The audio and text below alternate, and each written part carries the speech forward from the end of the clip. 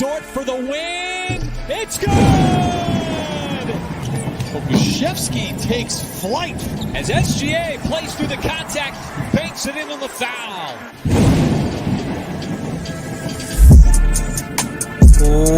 What is up, and welcome to the Uncontested Podcast post-game edition as the Thunder have lost to the Miami Heat down in Miami, Florida, 120-108.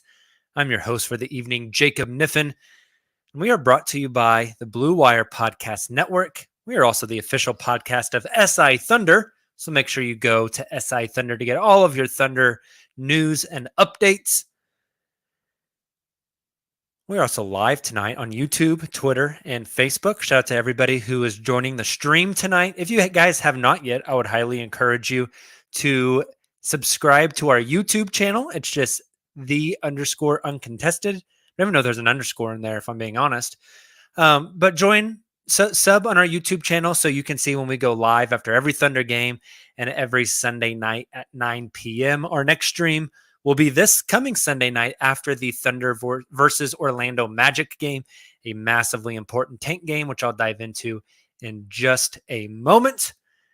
If you're listening to the podcast version of this, thank you so much for downloading our show. I really appreciate you, and I thank you very much for taking the time out of your day to listen to me talk about a pretty ugly loss by the Oklahoma City Thunder, 120-108. I don't think that final score really does this game justice. The Thunder got down by as many as like 27 or 28 in the third quarter of this game as the Miami Heat just systematically picked them apart. I have a list of notes here that we will kind of burn through to talk about the game. My notes go in order of the game. But before we do that, let's take a moment and let's look at the summary of this game tonight. First quarter, the Thunder got down pretty big early before really fighting back, mainly due to Shai Gilgeous-Alexander's 10 first quarter points. The Thunder end quarter one down only 1 point. It was 26-27. Really kept it close there and had a really fun game in that first quarter. The second quarter was the Trey Man show for sure. Trey scored 20 points in the second quarter of the Thunder's 28. It is the highest scoring quarter by a rookie in OKC Thunder history, the highest scoring quarter by a rookie this season, but not enough as the Thunder defense just hemorrhaged down the stretch there. They lose the second quarter 28-42, a 14-point lost quarter.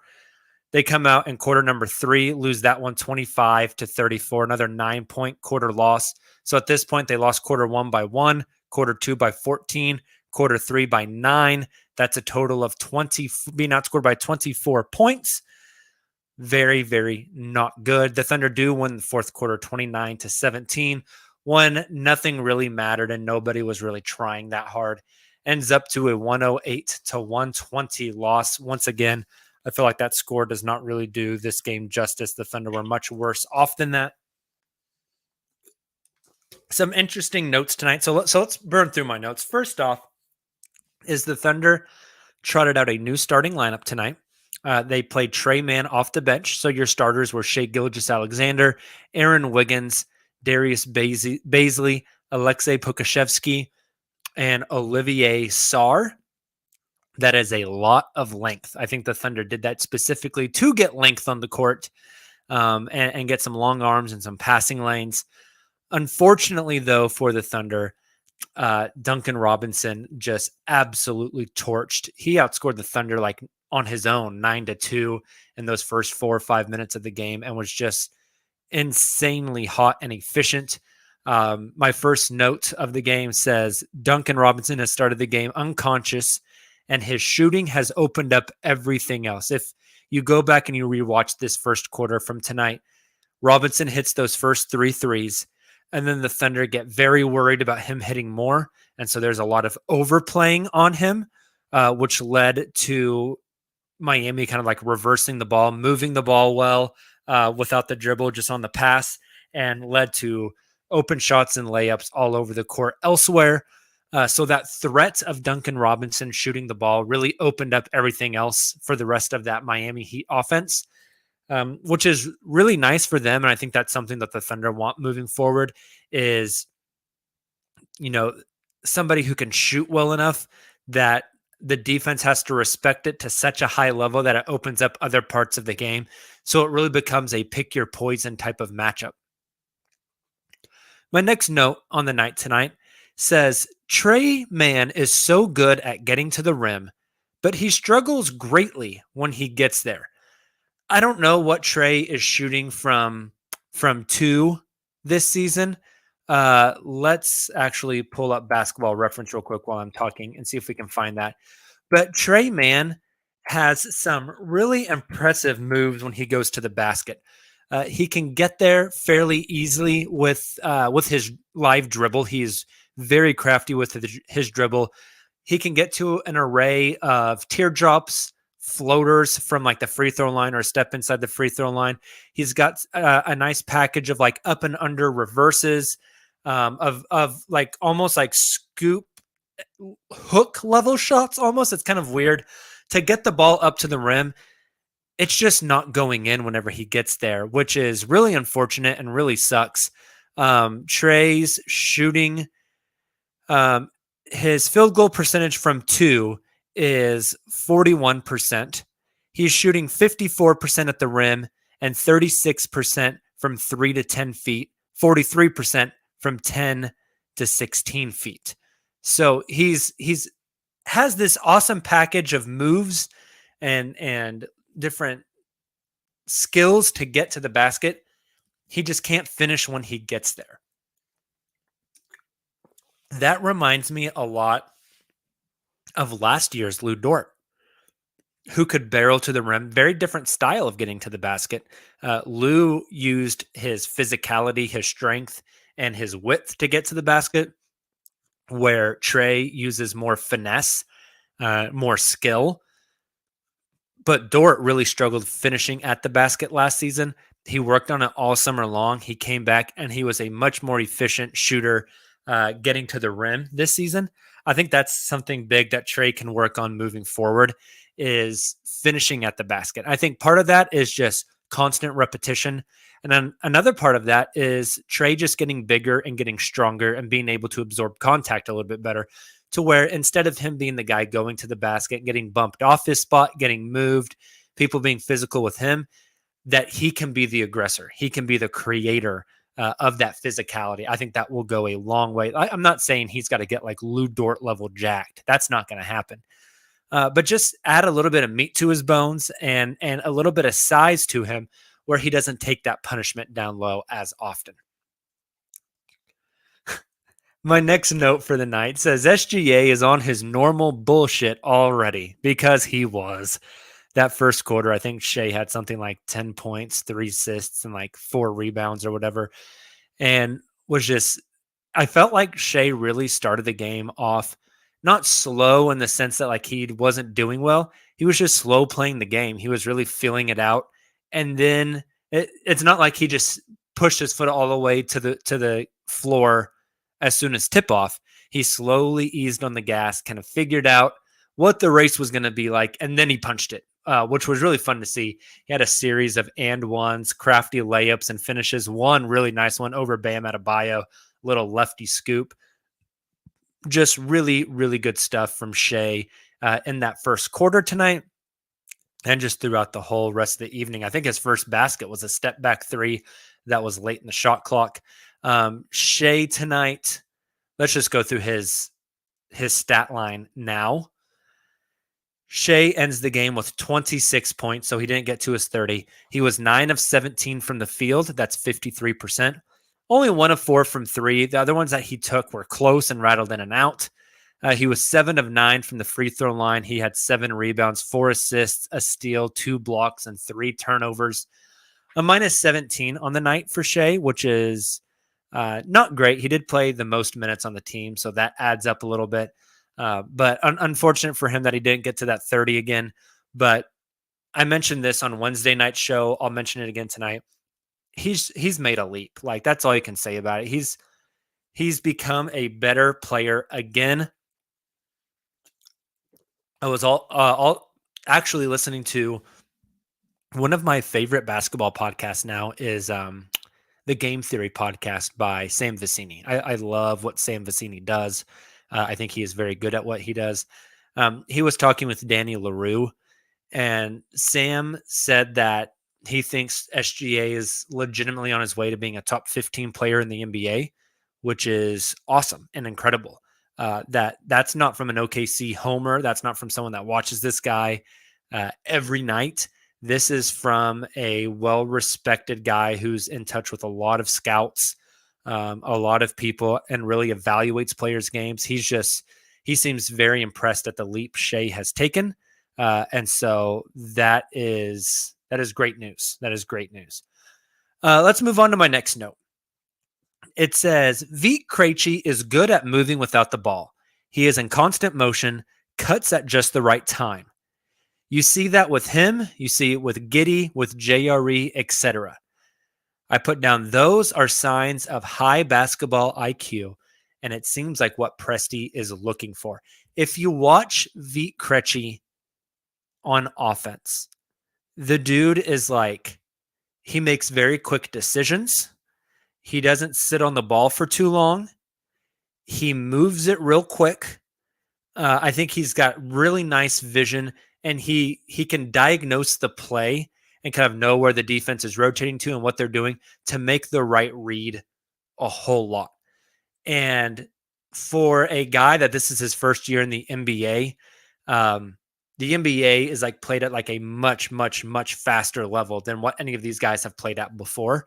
And so maybe they were able to do that type of thing in college, or in Vit's case, overseas.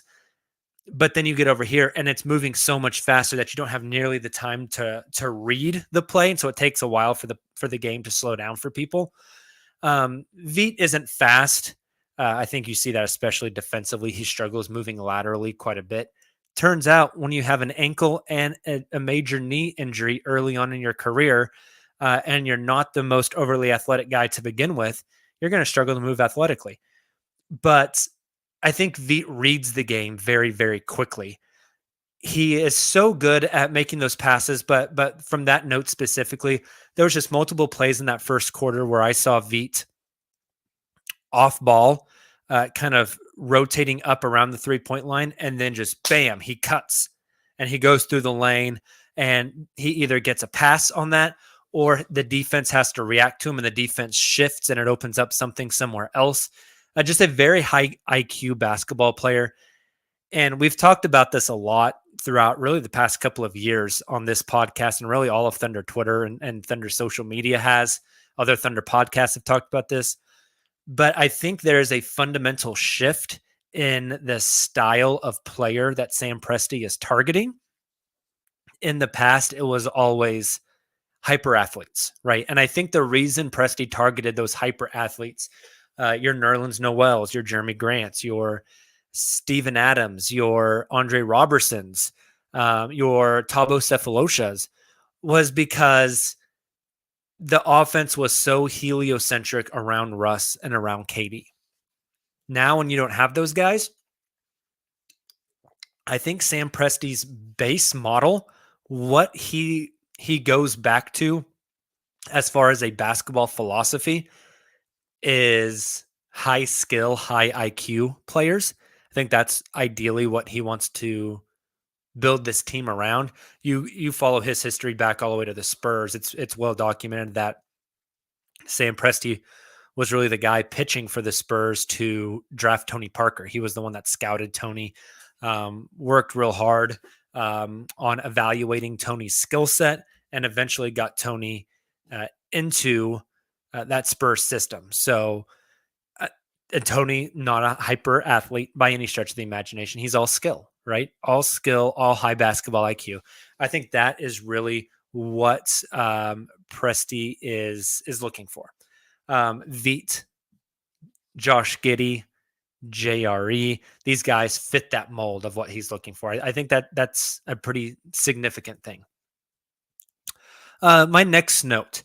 Trey broke the zone with 2 open threes in the second. So the Miami Heat, notorious for that 3-2 zone, went to it in the second quarter, and there were 2 back-to-back plays where Isaiah Roby kind of caught it in the weak spot of the zone, kind of in that center area, took a dribble, caused the zone to collapse, kicked to Trey on the left side, the kind of left corner, left wing 3. Trey rises up on the catch and shoot, splashes them both home. And by the time I finished typing that note, I had to add in all caps, and he is now in his effing bag, because right after that, he hit a little midi pull-up, and then he hit a step-back 3 at the top of the key. And at that point, it was on with Trey Mann. I mentioned it earlier on the show, but 20 points in the second quarter. That is the most points in a single quarter by any Thunder rookie ever. That is the most points in a quarter by any NBA rookie this season, Trey Mann. Unfortunately, Trey rolled his ankle late in the game, subbed out, did not come back in. We do not know the severity of that yet. But Trey ended the night on 25 points. He was 10 of 19 from the field, 5 of 11 from 3. That means he was 5 of 8 inside, which is also very nice. No free throws, but he did have 8 rebounds, only 1 turnover, only 1 personal foul. I thought Trey really showed off the type of shot creator he can be tonight. I don't think he's going to be that level of a player every night. I don't think that's going to be his baseline whenever he gets 3 to 4 years from now, but I think he's going to be a very productive NBA player. I really like what you're seeing out of Trey. And I was thinking about this tonight, how Coach Daigneault has talked a lot about the broccoli and the Skittles. And they're trying to hold Trey Mann accountable on the defensive end. And if Trey messes up on the defensive end, they pull him out of the game. Anytime he's not playing at an incredibly high and aggressive level of defense. And I think the idea there is to prove to Trey that you have to play defense to play in this league. And for any human in any walk of life to do something that extreme, like that balls to the wall, that be that focused and that aggressive at it, it's not sustainable, right? It's just, it's not, I don't care what profession you're in. So let's use my profession as an example. I'm a teacher, right? And I bust my butt to make high quality lessons, thought-engaging, thought-provoking questions for my high school students all the time. But if I went into the classroom and every day I'm just like crazy fired up and I'm like talking nonstop and I'm running around the classroom and I'm sitting at every kid's desk, like you're going to get burnt out. But if you do stuff at a high level for long enough, then your baseline, whenever you fall back to, okay, now I'm back to normal, I'm not like pushing hard, I'm back to normal, that baseline is higher than where it used to be. I think that's where they're trying to get Trey at with his defense, right? They're trying to get Trey to work so hard on defense all the time that when he gets to the spot where he says, okay, I'm just going to rest, I'm going to play normal defense, not crazy frantic defense. His new normal defense is at a higher level because he's been playing hard for so long. I don't know, just random thought I had tonight. I thought that might be kind of, I don't know, just something I would share. Next note. Poku struggling. There we go. I tried to combine those two words. Poku struggling with some awareness plays. He had a shot clock violation there. I think it was in the second quarter. He had a shot clock violation immediately followed by he bit on a pump fake. The man drove around him. He recovered. The Heat passed it a few times, led to a shot that missed, and Poku stood in the lane and watched as Tyler Hero got the offensive rebound and put back. Immediately after that, Mark Daigneault calls a timeout, and Poku went to the bench.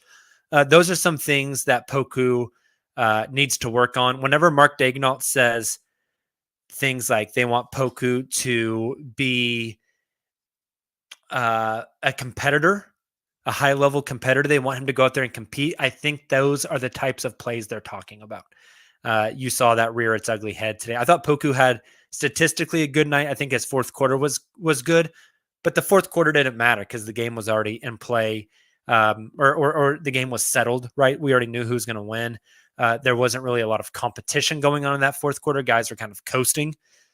So I don't really take that fourth quarter. I mean, Poku did some nice stuff, but I would rather see him make those competitive plays in the first and second quarter instead of showing off some of the flash in the fourth quarter. Next note, Heat offense is a well-oiled machine. Bam being able to go off the bounce is unfair. This was at the end of that second quarter, coming up towards the half.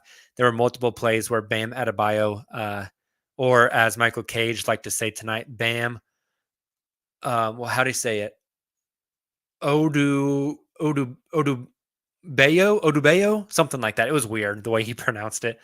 But Bam had multiple leakouts and had multiple possessions where he would catch the ball, he would isolate, he would go off the dribble, and the people that were big enough to body him were too slow to stay in front of him, and the guys that were quick enough to stay in front of him were just too small and got pushed out of the way because Bam is a well-built human being.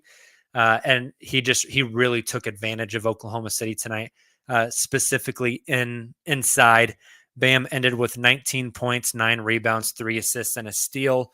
But it's 19 points, you're not like jaw dropping at that. He was 8 of 10 from the field, just crazy efficient. And he's just a really, really good basketball player.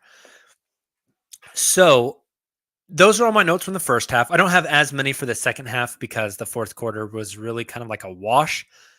So before we get to the second half, let's take a quick moment so you guys can hear from some of our sponsors, including ourselves, our own sponsor. I would appreciate if you listen to that ad. And we will be right back. What's up, Thunder fans? This is Jacob from the Uncontested Podcast, and I'm here to let you know that we have fully redesigned our merch store to get you the best Thunder swag available. Just visit cottonbureau.com and search the Uncontested Podcast to find all of our new designs. That's cottonbureau.com and search the Uncontested Podcast to find new drops like Josh Giddey's Wizard of Oz or an ode to the Trey Man Step Back.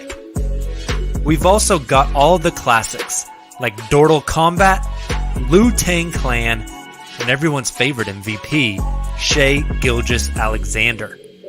The best part? You can get any design and the style of apparel you want. So if you're gearing up for the summer and want a tank top, needing a hoodie for the winter in Australia, or you're wanting a Pokemon onesie for your baby, we've got you covered. Make sure to go to cottonbureau.com and search the Uncontested Podcast to get your new Thunder gear today.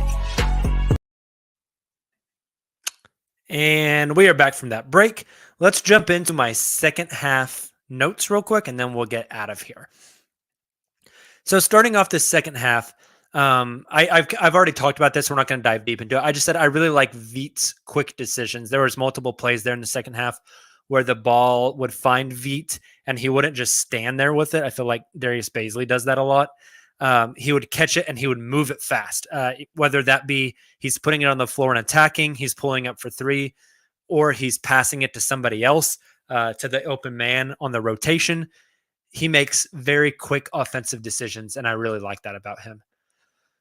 Here's a fun note. I said, what I think Poku really needs to work on over the offseason is being more physical.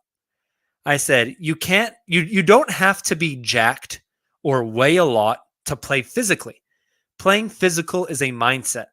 Poku shies away from contact too much on both ends. He needs some dog in him. I think that's a big thing for Poku. When you watch him go to the basket, he's got some a nice little package of off the dribble plays where he can hit it like a little pull up. I tweeted tonight, I think his go-to is the Euro step, miss the layup, and then use those crazy long arms to tip it back in. He's got a nice package of moves. He's got a lot in his bag, but he does not want to meet any resistance. His play right now is I have to find a way to go around my guy, then go through my guy. And he does that on defense as well. You notice a lot where he gets pushed around defensively.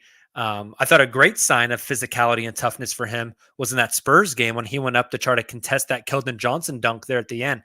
I love that play from Poku. Didn't see that much from him tonight. I thought he shied away from contact a lot. I thought he shied away from the physicality of the game, and the Heat are known to be a physical and aggressive and competitive team. I want to see Poku putting on weight and putting on mass help. Heck yeah, it does. Of course it does. But I want to see that mindset shift in Poku where he's not afraid to get physical. I want to see, we've talked about this a little bit. Some people might disagree with this. I want to see some Chet Holmgren in Poku.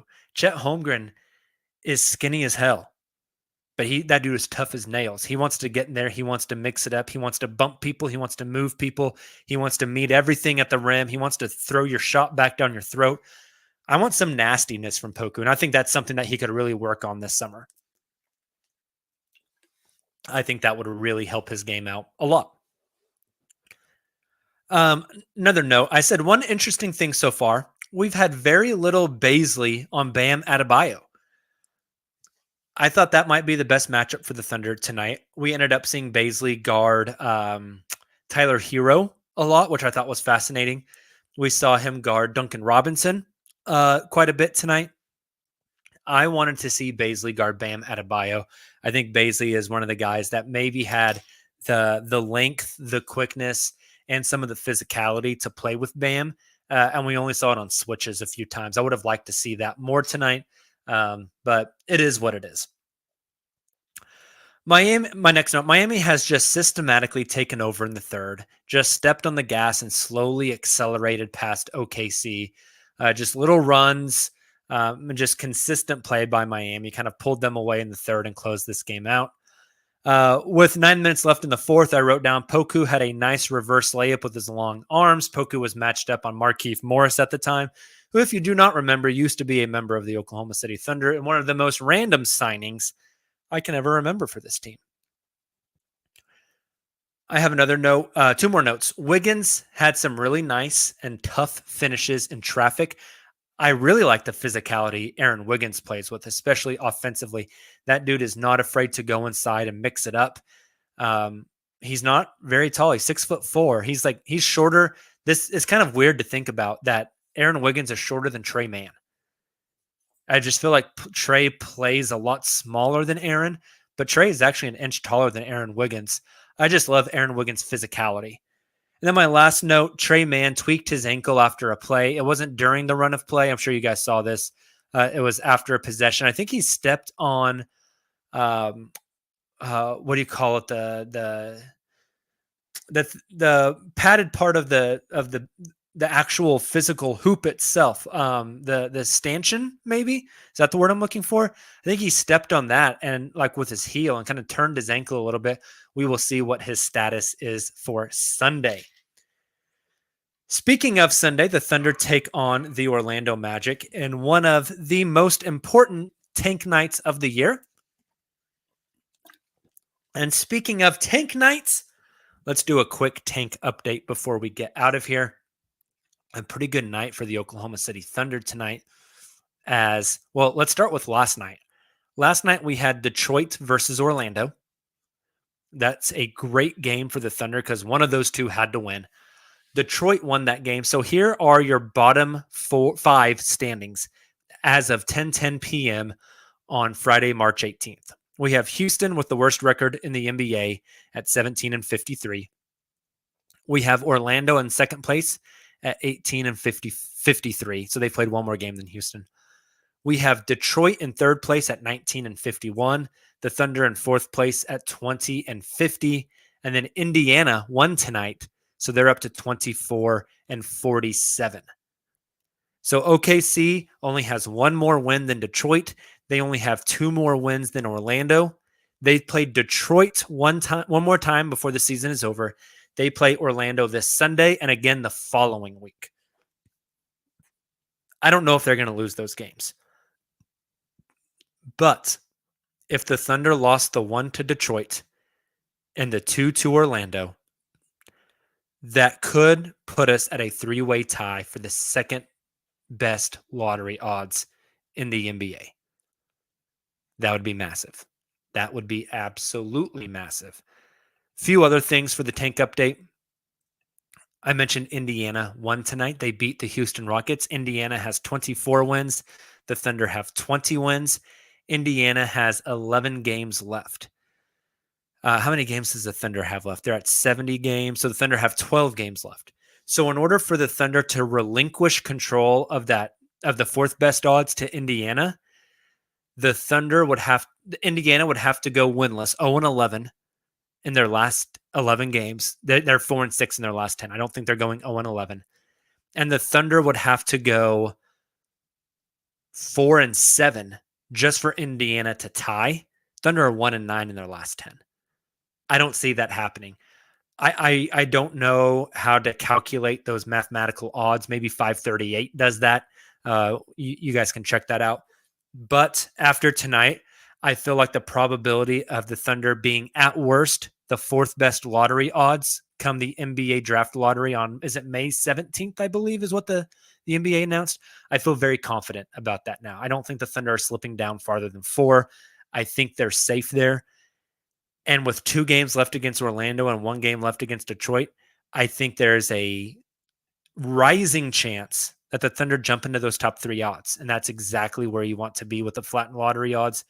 If you are top 3, you automatically have a 52% chance at landing a top 4 selection and a 14% chance at landing the number 1 overall selection. That is exactly what OKC wants. Now, Shea mentioned his sore ankle. He tweaked it. He mentioned it after the Spurs game. He tweaked it a little bit tonight. I will not be surprised if Shea sits out Sunday night. I think that is for the betterment of the team. I know a lot of people will say a lot of things about the Thunder intentionally sitting games and trying to lose and tanking. My response to that, I was thinking about this earlier today. My response to that is this. Why would the Thunder try in these last 12 games? What is the point? You are not playing for anything. There is nothing in front of you, right? You're not playing for a chance at a title. You're not playing for a chance at a championship or a playoff contention. You're not playing for a play-in spot. You're not playing for some type of award. You're not going to get financially compensated for playing better down the stretch. From the Thunder's coaching staff and front office perspective, there is nothing in front of you now. You have some roster decisions to make this summer because you currently hold 4 picks in this upcoming draft. If you bring in 4 draft picks, you got to cut 4 guys. You need to evaluate the players on your roster. You need to get them live game action minutes. You need to evaluate what you have and what their skill set is.